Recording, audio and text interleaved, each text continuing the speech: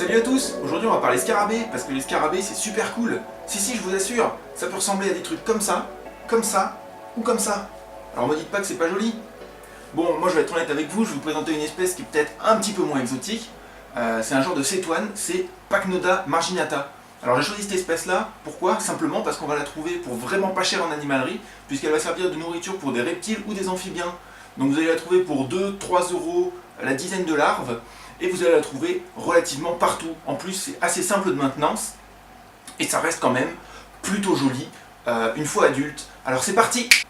Alors pour vous expliquer au mieux comment vous occuper de vos futures cétoines, ce qu'on va faire simplement, c'est que je vais aménager ce terrarium en vous expliquant au fur et à mesure les étapes à suivre, les matériaux à utiliser et comment on va faire tout ça.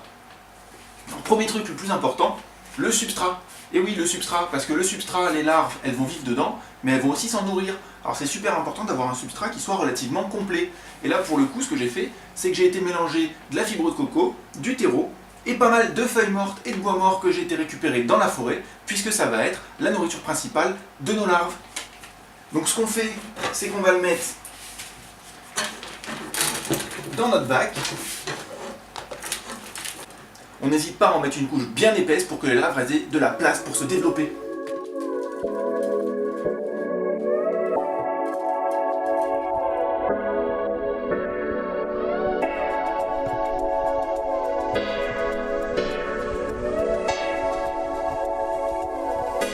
Voilà, le substrat est mis. Donc vous pouvez remarquer que j'en ai mis plus à l'arrière que sur le devant pour faire une espèce de petite pente. Ça donne un petit peu de volume dans le bac. Et ça rend ça un peu plus joli. Bon, après c'est comme vous voulez, vous pouvez le poser un peu comme vous voulez. Et moi j'aime bien quand ça a cette tronche là. Donc maintenant on va s'attaquer à la décoration. Donc pour la décoration c'est simple en fait, je suis juste allé me promener en forêt et j'ai récupéré quelques bouts de bois, quelques mousses. Et donc on va agencer ça un peu comme on veut pour essayer de rendre ça joli.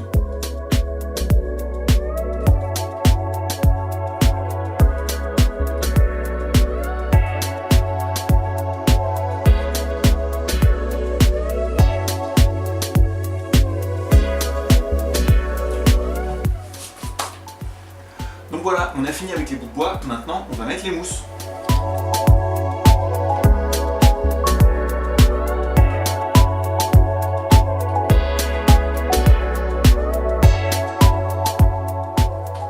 Alors voilà, maintenant on a fini, on va pouvoir pulvériser un petit peu de flotte, histoire d'être sûr que les mousses ne se dessèchent pas.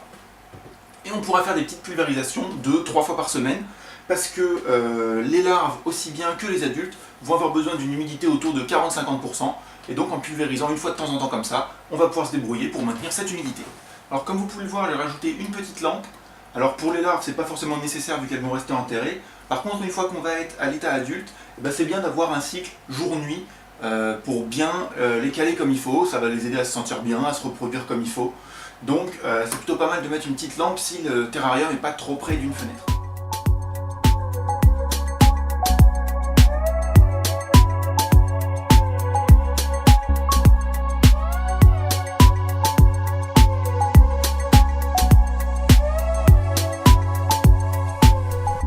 Alors maintenant, on va pouvoir commencer à mettre nos bestioles dedans. Donc première chose, moi ce que j'aime toujours bien quand je fais un petit terrarium comme ça, c'est de mettre des petites bestioles, donc des colamboles. Je vous fais voir. Donc on en prend quelques-uns, et ces petites bestioles, et simplement, ça va être une sorte de l'éboueur de la forêt, le petit détritivore, donc il va manger un petit peu les résidus qu'on va pouvoir avoir, les déjections qu'ils vont pouvoir avoir dans nos larves. Ça va peut-être pas empêcher de devoir nettoyer et de changer le terreau une fois de temps en temps. Mais bon, c'est toujours bien d'avoir un petit peu de vie comme ça. En plus, moi je préfère, plus il y a de vie dans le terrarium, plus c'est naturel et mieux c'est. Donc voilà, maintenant qu'on a mis nos petits colamboles, on va pouvoir mettre nos petites larves. On va profiter de les mettre dedans pour les voir, parce qu'après elles vont s'enterrer et on va plus les revoir pendant un sacré moment. Donc à savoir que ces petites larves, donc je les mets comme ça, elles vont s'enterrer relativement rapidement, vous allez voir.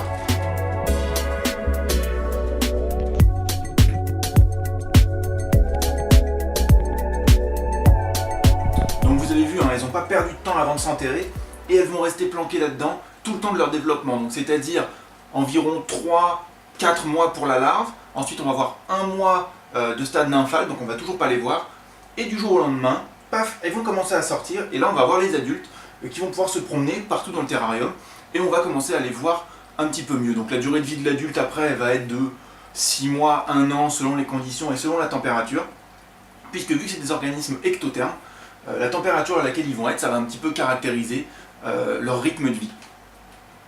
Donc tant qu'on est à parler de température, donc c'est des bêtes qui vont être plutôt bien autour de 25-26 degrés. Donc dans une maison chauffée, avec la petite lampe qu'on va mettre dessus, ça va peut-être suffire pour avoir les températures qu'il faut. Donc après, à savoir qu'on peut les garder à la température de la pièce, si on est autour de 20-22, c'est pas très grave.